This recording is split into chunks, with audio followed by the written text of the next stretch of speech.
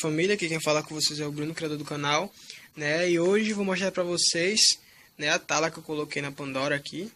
Olha só, uma talinha, né, uma fitazinha que eu coloquei na orelha dela aqui, certo? Pra deixar, né, a posição da cabeça dela, da orelha dela ficar assim, com as orelhas mais descidas, porque tava muito em pé, né? Vou mostrar pra vocês agora. Vou mostrar pra vocês agora a foto, né? Uma foto da Pandora com a orelha grande e outra foto do lado com a orelha deitada, para vocês verem como é a diferença, né? De uma orelha deitada, né? E a orelha deitada é a forma correta, né?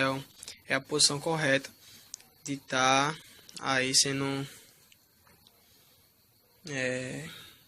feita.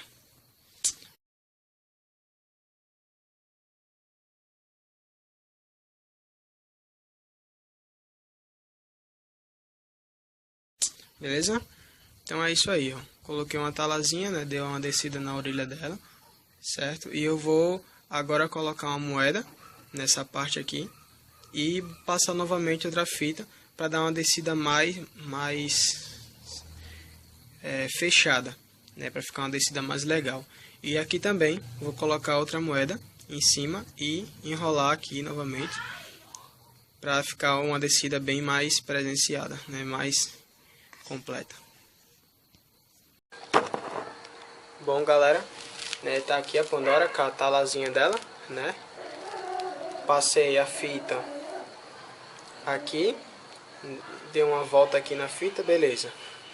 Né, e na outra também, na outra parte da orelha, dei uma volta com essa fita branca aqui e pronto.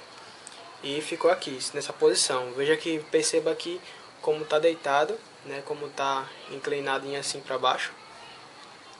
É a orelha já com a talazinha feita. Bom, mas para ficar mais descido, né, ficar uma descida completa, uma caída completa, mais bonita também por sinal, né, na minha opinião, eu vou passar novamente a fita, só que com uma moeda aqui, uma moedinha de 5 centavos, 10 centavos. Coloca aqui e passa a fita novamente para ficar mais completo. Então, vou passar aqui a primeira só para vocês terem a noção e em seguida a do outro lado da orelha. Bom, né? Peguei aqui agora o pedaço de fita branca e a moedinha de 5 centavos de novo, né? E coloca aqui, ó. Dá uma volta.